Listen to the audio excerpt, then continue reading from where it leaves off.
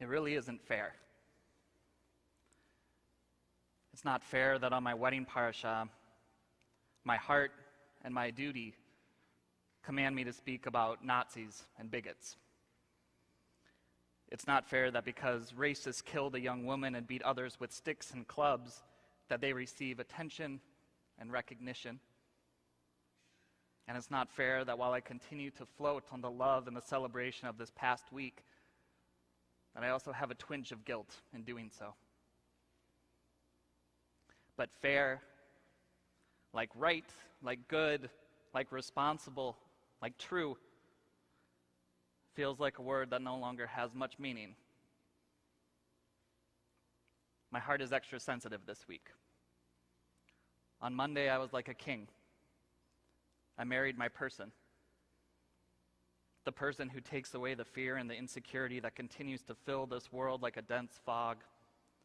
I placed my hands on dozens of heads, closing my eyes and offering words of blessing and prayer, because on your wedding day, you, the bride and groom, are beyond this world. You float in the heavens, and your words are closer to God. And I danced with my eyes closed tight, feeling nothing but the breeze coming off the river and the warm blanket of love that laid upon me. And I wanted to keep my eyes shut up tight, because then I wouldn't have to open the Torah. I wouldn't have to read the first words of our parasha, R'eih noten lifnechem hayom bracha uklala. See, open your eyes. See that today I place before you blessing and curse. But I had to. We all have to. For weeks, our Torah has been reinforcing the phrase that we are commanded to have on our lips when we wake up in the morning and when we go to sleep at night. The words that we're supposed to have when we're in our homes. The words that we're supposed to have when we're on our way, when we're traveling. Those words, Shema Yisrael, Hear, O Israel, as if the Torah knew something was going to happen. As if our tradition was warning us that the fears of our past may not live solely in our memories. And here today, we are asked to see what we never wanted to believe. That here in America, we stand again before blessing and curse. And right now, the curse is stronger. Part of that curse is the curse of hatred that prompts men and women to march through American streets with swastikas embossed on flags and iron crosses on their sleeves, chanting, Blut und Boden, Sieg Heil, and Jews will not replace us. Part of that curse is the curse of violence that drives a neo-Nazi to plow into a crowd of fellow Americans, killing a woman and injuring dozens of others.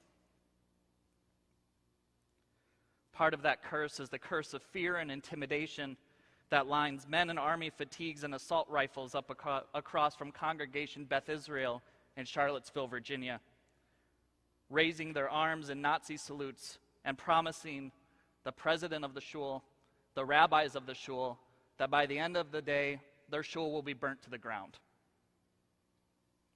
All of this while congregants are sneaking out the back, smuggling out Torah scrolls, so at least the Torah can be safe. But the ikar, the essence of that curse, is silence. And right now, the silence is deafening. This isn't a rebuke. It's not a political statement. It isn't meant to point fingers or to ascribe guilt, because our tradition doesn't view justice and obligation as an individual endeavor. We are in this together. In the words of Rabbi Abraham Joshua Heschel, morally speaking, there is no limit to the concern one must feel for the suffering of human beings. That indifference to evil is worse than evil itself. That in a free society, some are guilty, but all are responsible. But the silence doesn't have to remain. The curse doesn't have to win the day. Because just as we are commanded in our parasha to see, we are also given a second commandment, one that is the balancing weight to the first. While our parsha begins with a command to see, it ends with a plea for every Israelite to be seen, to take part in the pilgrimage festivals, to make the journey across mountains and valleys, over rivers and through the desert, to come together as a people united in celebration and joy, in charity and compassion, and in the worship of God. Throughout the festivals of unity, the Talmud tells us, Jerusalem would glow with a light so strong, so vibrant, so radiant, that there was not a courtyard within miles that was not lit up by its celebratory flame. That the sounds of singing created a note of music that never ended, but ascended straight to the gates of prayer. It's time for that light to be lit again. This week, we celebrate Rosh Chodesh. We are approaching the season of Tshuva, that powerful time of Jewish faith and obligation that does not mean repentance, it means return. A return to the understanding that we are responsible for one another, that our raison d'etre is to exist in this world as a goy kadosh, as a holy nation that seeks the spark of the divine in one another regardless of race or creed, age or income, and as a holy nation that chooses to be seen, chooses to be heard, that lights Zion's ancient torches to once again spread the light of Torah and justice so that no courtyard is absent from the glow of its goodness, absent from its peace. Today we once again stand before curse and blessing. What will we choose? Will we whisper Mazel Tovs and Yasher Koachs to our incredible Afraf couple? Will we hang our heads in fear and anxiety as members of our congregation travel to our homeland and abroad? Will we speak the Sheva Brachot today at lunch rather than singing them? Or will we see and be seen as a blessing? While the boots of hatred march on, will we choose to kick up dust with feet that dance and pray? While flags of hate wave in the wind, will we wave tablecloths over our tables so that we may feed those who are hungry and offer our grace after meals? My friends, the menorot are waiting. The wicks are spun and wet with oil.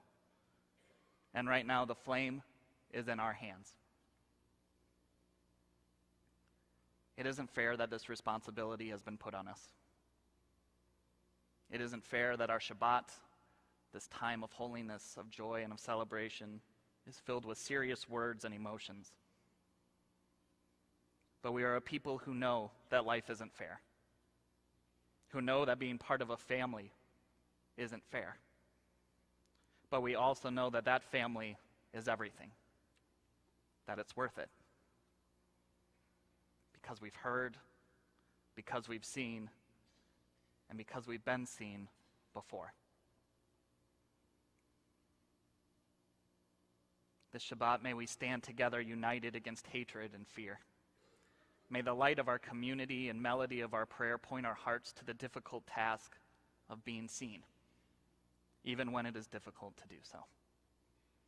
And may this Shabbat be one of pure and true tshuva, that we may return to blessing in the face of curse, and come together as a people of peace, a people of love, and a people of light. Shabbat Shalom.